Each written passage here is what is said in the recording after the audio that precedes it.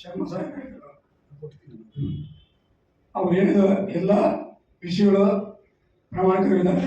ಆದರೆ ನಮ್ಮ stage ಕೇರಳದು form ಬಗ್ಗೆ ಮಾತ್ರ ಭಾಳ ಚಿಂತೆ ಮಾಡೋದು, ನಾವು ತೊಂದರೆ ತಗೋದು, ನಾವು ಇವತ್ತು ಉದ್ಯಮನ ಉಳಿತದೋ ಹಾಳಾಗುತ್ತದೋ ಯೋಚನೆ ಮಾಡೋದು ಫಾರಂ ಡಿಪೆಂಡ್ ಆಗಿದೆ.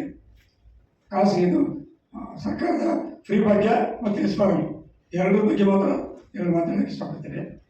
ಫಾರಂ ಎಲ್ಲರೂ ಒಗ್ಗಟ್ಟಾಗಿ ಹೋರಾಟ ಮಾಡಿ ಬಸ್ಗಳು ಆ ಜಿಲ್ಲೆಯಲ್ಲಿ ನಿಲ್ಲಿಸೋಕ್ಕೆ ಪ್ರಯತ್ನ ಮಾಡಬೇಕು ಒಂದು.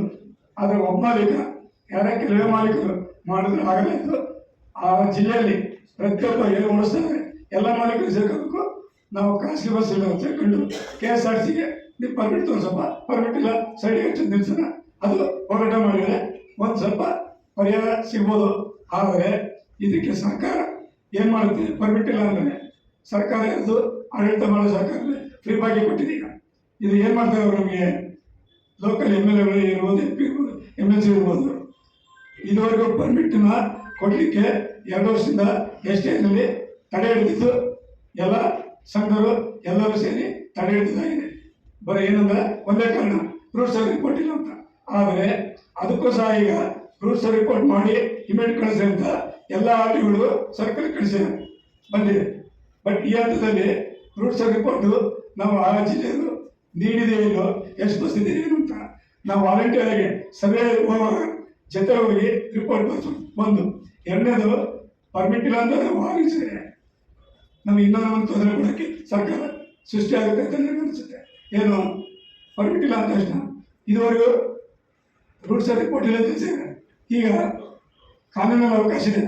ನಾವು ಶರ್ಮಸಾಗರ ಕೇಳಿ ಸರ್ಕ್ಯುಲೇಷನ್ ಮಾಡಿ ಪರ್ಮಿಟ್ ಇಶ್ಯೂ ಮಾಡಿದ್ರೆ ನಾವೇನು ಮಾಡೋಕ್ಕಾಗುತ್ತೆ? ಏನು ಮಾಡೋಕ್ಕಾಗಲ್ಲ.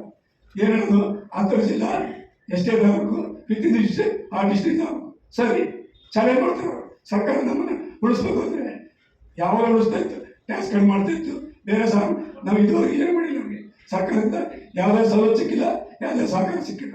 ಆದರೆ ಇವಾಗ ಸರ್ಕಾರ ನಮ್ಮನ್ನು ನೇರವಾಗಿ ಅಂತ ಕಾಣಿತಾರೆ. ಹೆಂಗಿರ್ತದೆ ಅಂದರೆ ಸರ್ಕ್ಯುಲೇಷನ್ ಮಾಡಿ ಆ ಜಿಲ್ಲೆ ಪರ್ಮಿಟ್ ಇಶ್ಯೂ ಮಾಡಿದರೆ ಈಗ ಏರಿಯಾ ಸ್ಕೀಮಲ್ಲಿ ನಮಗೆ ರಕ್ಷಣೆ ಇದೆಯಾ? ದಯವಿಟ್ಟು ಅದನ್ನು ಮನವರಿಕೆ ಮಾಡಿ. ಏರಿಯಾ ಸ್ಕೀಮ್ನಲ್ಲಿ ನಮಗೆ ಯಾವುದೇ ಥರ ರಕ್ಷಣೆ ಸಿಗ್ತಾ ಇಲ್ಲ.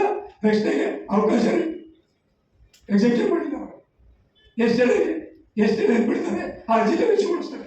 ಈಗ ಜಿಲ್ಲಾ ಮಂತ್ರಿಗಳು ಇರ್ಬೋದು, ಟ್ರಾನ್ಸ್ಪೋರ್ಟ್ ಮಿನಿಸ್ಟರ್ ಇರ್ಬೋದು, DC SP ಸರ್ಕ್ಯುಲೇಷನ್ ಮಾಡೋಕ್ಕೆ ಪ್ರಾಬ್ಲಮ್ ಇದೆ. ಅದು ಕೋರ್ಟ್ನ ಸಿಂಧೋಗುತ್ತೆ. ಏನು ಮಾಡೋಕ್ಕಾಗಲ್ಲ. ಐಡೆಂಟಿಕಲ್ ಟೈಮಿಂಗ್ಸ್ ನಾನು ಏನು ಮಾಡೋಕ್ಕಾಗಲ್ಲ. ಇದು ಈ ಕಾಯ್ದೆ ಮಾಡಿದ್ರೆ ನೀವೇತನ ಸರ್ಕಾರ ಗಮನಕ್ಕೆ ತಂದು ನಮಗೆ ಯಾವ ಅನ್ಯಾಯ ಇದೆ ಏರಿಯಾ ಸ್ಕೀಮಲ್ಲಿ ಅದನ್ನು ಮುಂದಕ್ಕೆ ಮಾಡಿ ಅದರಿಂದ ಪರ್ಯಾಯ ವ್ಯವಸ್ಥೆ ಮಾಡ್ಕೊಳ್ಳೋಕ್ಕೆ ಪ್ರಯತ್ನ ಮಾಡೋದು ಸೂಕ್ತ ಅಂತ ನನ್ನ ಅಭಿಪ್ರಾಯ.